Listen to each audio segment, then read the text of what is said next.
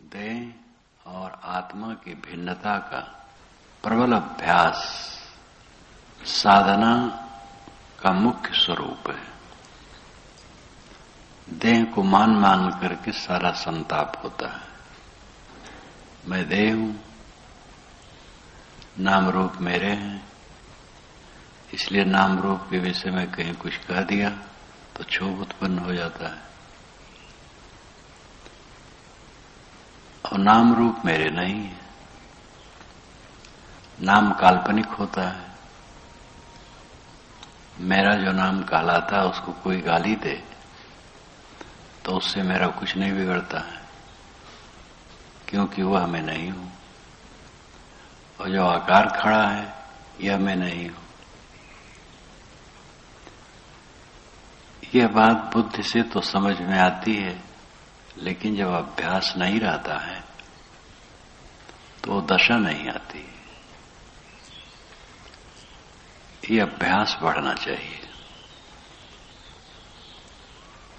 विचारों का प्रवाह इस तरफ जितना रहेगा, अंदर में यह भाव मजबूत होता जाएगा। और जितना ये भाव मजबूत होगा उतना शोक मिटेगा, ताप मिटेगा।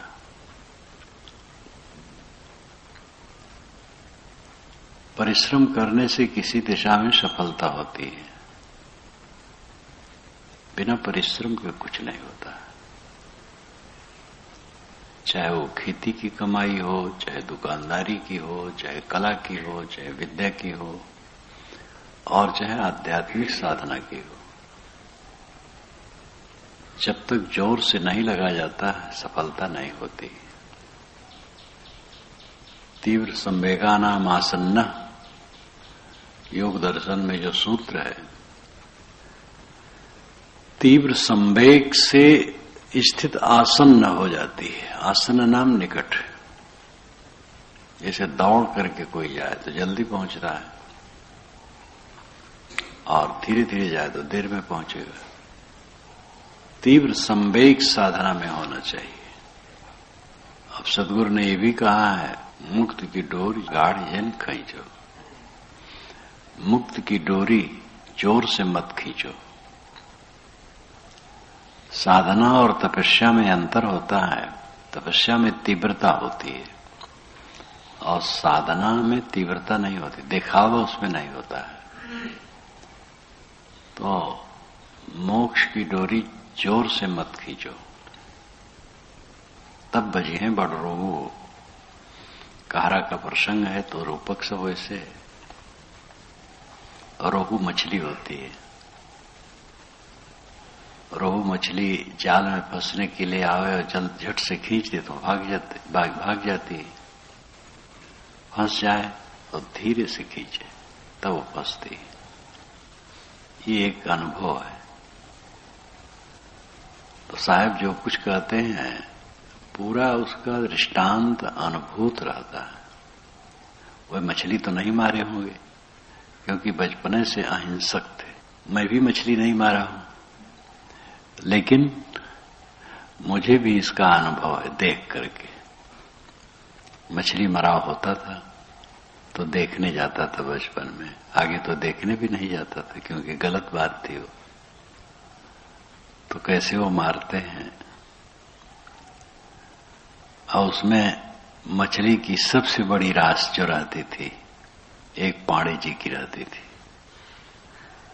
जो लंबे चौड़े थे और 10 लोग जितना नहीं मार सके अकेले मारते थे वो। तो देख करके भी इसका अनुभव होता है। शराबी को शराब की अवस्था में नाली में पड़ा देख करके कोई भी इसको समझ सकता है। जितने दृष्टांत संत देते हैं और उदाहरण, इसका मतलब नहीं है कि उसका उपभोग करके देते हैं। देखकर, जानकर, सुनकर, समझकर बहुत बातें समझ में आती हैं। तो मुक्ति की डोरी जोर से मत खींचो, तब बड़ रोहू फंसेगा। यानी साधना में उतावलापन मत करो, हड़बड़ी मत करो। धीर धर करके काम करो। लेकिन तीव्र संवेग की बात बिल्कुल अलग है। करते रहना, न छोड़ना। अब जो करते नहीं रहते हैं ढीला हो जाता है।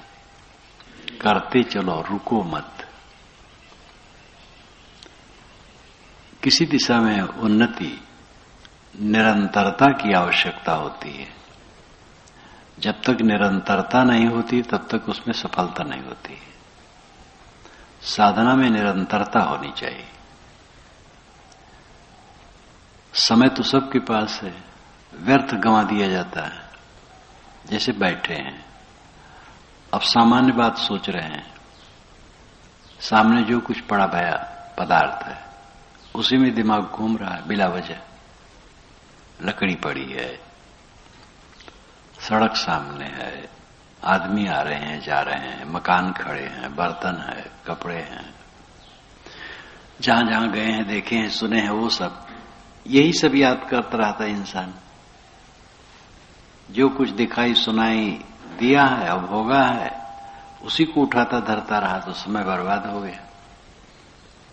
लेकिन जो अपने पूरे समय का दोहन सार्थक रूप में करता है उसका हित होता है।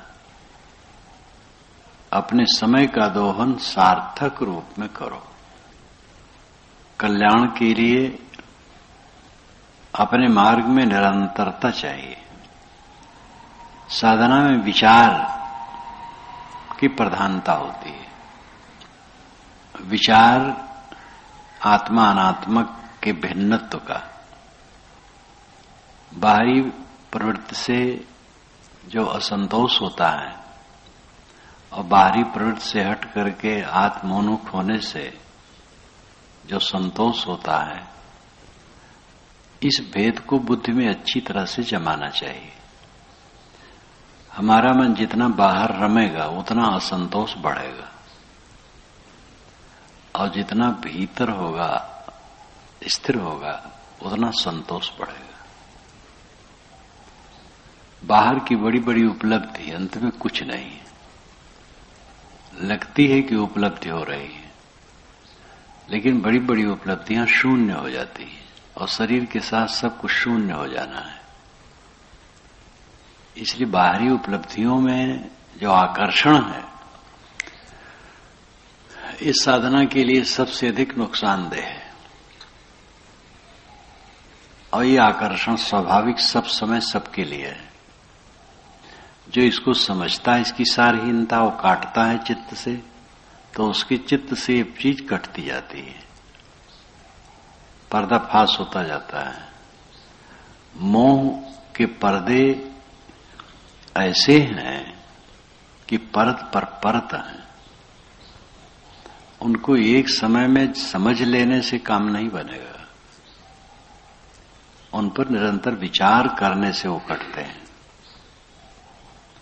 और कटते कटते कट जाते। जो निरंतर लगा रहता है उसको सफलता बहुत जल्दी होती है। ये देखा गया कि साधना में कितने लोग आए और भटक गए, रास्ता छोड़ करके इधर उधर हो गए। कुछ लोग आए लगे रहे, कुछ लोग तीव्रता से लगे, कुछ लोग मंथरगत से लगे।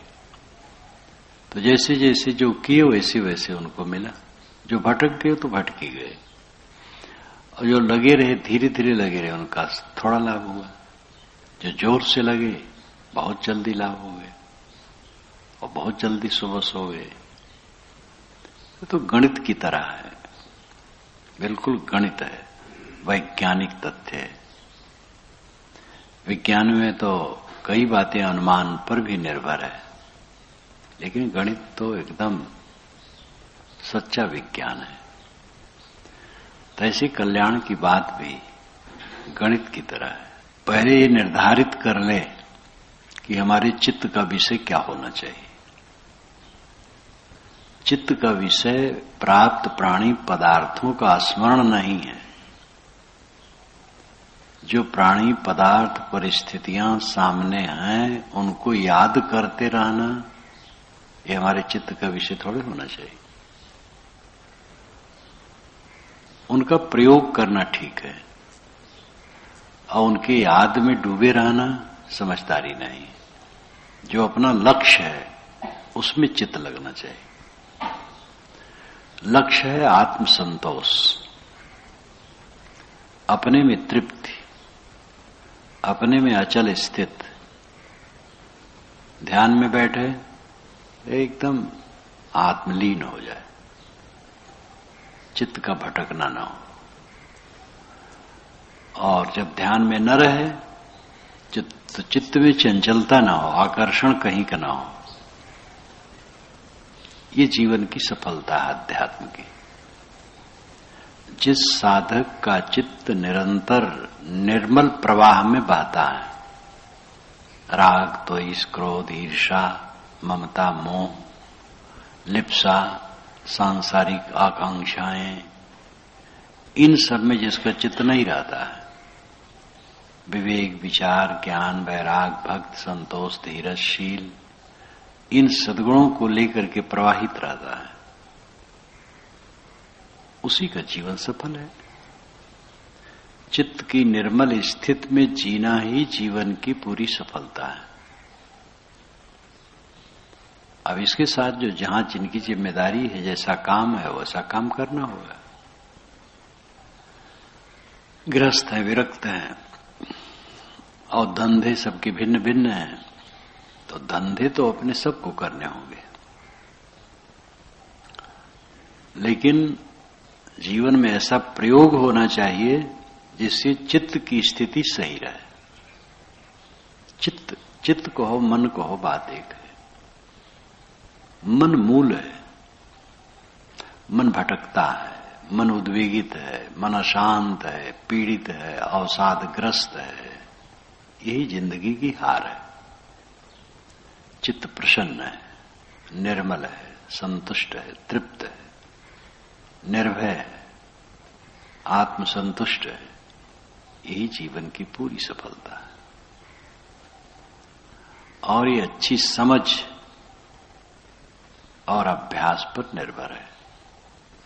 ये पैसे से नहीं होने वाला है। कोई ज्यादा पैसा वाला हो तो उसका चित्त निर्मल हो जाएगा, वो तो और गंदा होगा। दुनिया की चीजें ऐसी हैं, ठाव गुड़ काजर, ठाव गुड़ कारिक।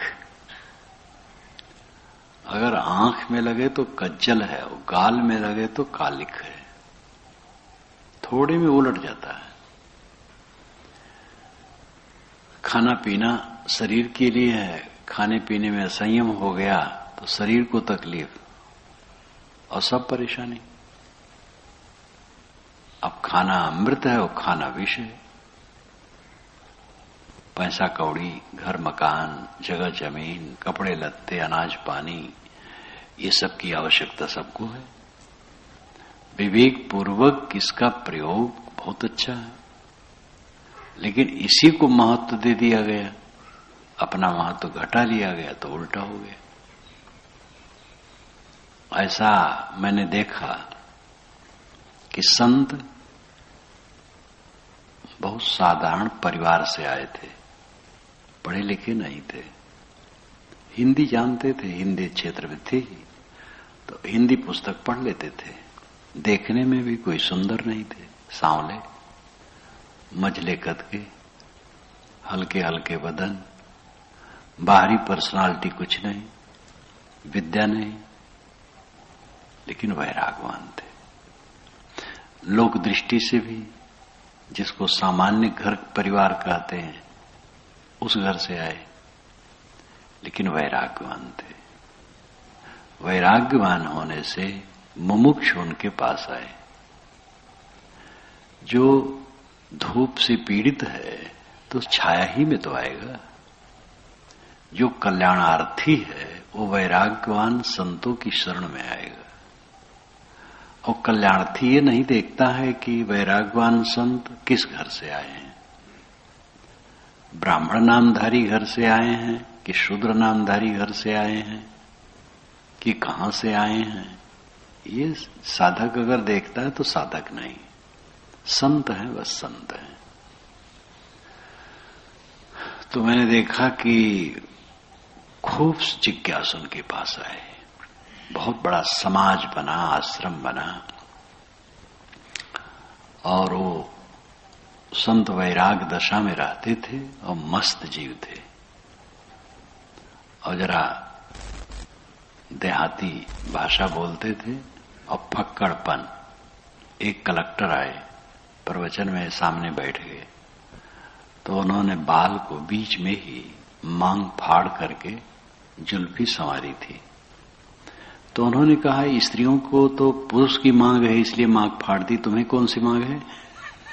वो बेचारे अपने हाथ से उसको तुरंत बिगाड़ दिए। फक्कड़ कहते थे, वैराग्यवान थे और आकर्षण था चारों तरफ से। उनको देखकर सबको आनंद आता था। उनके पास बैठकर आध्यात्मिक रोशनी मिलती थी। वेदांत के चिंतक थे। पीछे से मठ खूब बढ़ा, धन बढ़ा, सब बढ़ा, उन्हीं के जीवन में बहुत बढ़ा। पीछे से जो हुए वो वैराग दशा वाले नहीं थे, कोई दुराचारी नहीं थे, लेकिन वैराग वाली बात घट गई। धन बढ़ाने की इच्छा हो गई। जितना बन सके जमीन बढ़ाए, जायज नहीं, जायज जायज, कुछ नाजायज हो दबा लो, कोई बात नहीं। यहां कर लो, वहां कर लो, और पैसा बढ़ जाए, और धन बढ़ जाए, और मठ बढ़ जाए, ये कुल बढ़ने लगा। और जिज्ञासुओं की इच्छा ठंडी हो गई। मुमुक्षुओं का आना बंद हो गया। अब मुमुक्ष देखते हैं कि महाराज जी स्वयं उलझे हैं, स्वयं धन बढ़ाने के चक्कर में। धन आना बुरा नहीं, धन आवे उसका सही उपयोग हो, ऊपर ज्ञान वैराग्य रहे। ज्ञान वैराग्य नीचे हो गया, धन ऊपर हो गया, तो जिज्ञासुओं का आना बंद हो गया। असंतोष, वह स्वयं खिन्न, जो पीछे के लोग हुए मंडलेश्वर स्वयं खिन्न, उलझे उलझे। ऐश्वर्य बढ़ा, धन बढ़ा, धन को बढ़ाने का चक्कर बढ़ा और चालाकी बढ़ी, वो बदल गया। तो वैराग्यवान संत जहां होते हैं, पेड़ के नीचे रहे, वहीं सब कुछ है। महल हो, झोपड़ी हो, सब में वो शोभा पाते हैं। और वैराग्य नहीं, ज्ञान नहीं, अंतर्मुखता नहीं, तो सब कुछ हो गया तो क्या हो गया? सब चौपट है। तो ये दशा जो मन की निर्मलता है, ये पैसे से नहीं आती है, धन बढ़ाने से नहीं आती है, तो और बिगड़ती है। ये तो आत्मशोधन से आती है। और जो आत्मशोधन करेगा, धन में उसकी लिप्सा नहीं रहेगी, धन दूसरे नंबर पर रहेगा। धन की जरूरत है, उसका उपयोग करना पड़ेगा। विवेकवान जो सहा जाता है उसका उपयोग करता है, उसमें भी कमाए तो उस ढंग से रहता है, नहीं आए तो जीवन गुजर का तो रहेगा ही। नहीं आए चुपचाप, बस आए उसका उपयोग कर दिया। धन और दुनिया की चीज दूसरे नंबर में, ज्ञान वैराग्य प्रथम नंबर में, तब कल्याण होगा। और यही बात गृहस्थ के लिए, कानून सबके लिए बराबर है। गृहस्थी में भी ऐसे लोग होते हैं, बहुत समझदार होते हैं, शीलवान होते हैं, धन को महत्व नहीं देते हैं। धन कमाते हैं, उपयोग करते हैं, लेकिन उसको महत्व नहीं देते हैं। एक हमारे भक्त कहते थे कि लोग कहें पैसा पावे तो सिर पर रख लेते हैं, सिर में लगा लेते हैं। तो उन्होंने और कहे कि लक्ष्मी का आदर करना चाहिए, तो उनके पास रुपया था तो निकाल करके जलखरी में रख करके और उसके ऊपर पैर से खूब रगड़े और कहे देखो हम इसको रगड़ते हैं, जाए कहां चाहिए, लक्ष्मी है तो कहां भाग के जाए। इसी प्रकार एक हमारे भक्त जब एक बात में दूसरे से बात हुई तो उन्होंने कहा कि देखो मैं धन का गुलाम नहीं हूं, धन को मैं दूसरे नंबर में रखता हूं। आप धन के लिए इस प्रकार चालाकी करते हैं, डांटे उन्होंने। तो गृहस्थों में कितने होते हैं जो समझदार होते हैं। दुनिया की वस्तुओं का उपयोग तो सबको करना है, लेकिन वो विवेक से हो और प्रथम नंबर में ना हो, दूसरे नंबर में। प्रथम नंबर में चरित्र, साधना, भजन, विवेक, विचार। और इसके लिए शरीर की रक्षा की जरूरत है, और शरीर की रक्षा के लिए चीज की जरूरत है। इसलिए भौतिक वस्तुओं का निरादर कोई नहीं करता। सबको खाना पीना, पहनना, ओढ़ना, रहना, बसना पड़ता है, लेकिन इसी को महत्व दे दिया तो स्वयं डूब गया। और आत्म कल्याण को महत्व दिया तो ये सब तो होते रहेगा। साधक को चाहिए आत्म संतोष, तृप्ति, आनंद, प्रसन्नता, मन के क्लेश से रहित रहना। मन में क्लेश ना हो, पीड़ा ना हो, संताप ना हो, किंतु शांति हो, संतोष हो, तृप्ति हो। ये ख्याल रखें। चाहे कोई गृहस्थ हो, चाहे विरक्त हो, चाहे स्त्री हो, चाहे पुरुष हो, सबको यही आवश्यकता है। और ये तभी संभव है जब संसार की चीजों को दूसरे नंबर में रखे, पहले नंबर में न रखे। और जहां संसार की वस्तुओं को प्राथमिकता दी गई, तहां आत्म शांति घटी, दुख बढ़ा, चित्त उलझा, उद्वेगित हुआ, भंवर जाल में वो घूमता रहेगा। और ऐसे ऐसे लोग करोड़पति, अरबपति, खरबपति, धन सुमार नहीं और चित्त जल रहा है। और ऐसे भी लोग हैं साधारण हैं, खाने पीने को मिल जाता है और खूब मगन है, मन प्रसन्न है, क्योंकि वह उसको समझते हैं, वैसा काम करते हैं। सभी साधक को इस पर ध्यान रखना चाहिए। मन मूल है और मन का हर समय प्रसन्न रहना जीवन की सार्थकता है। और ये विवेक विचार अभ्यास से ही संभव है। इस पर सब ध्यान रखें और जहां जो हैं अपने कर्तव्य का निर्वहन करते हुए मन को सदैव निर्मल प्रवाह में रखें।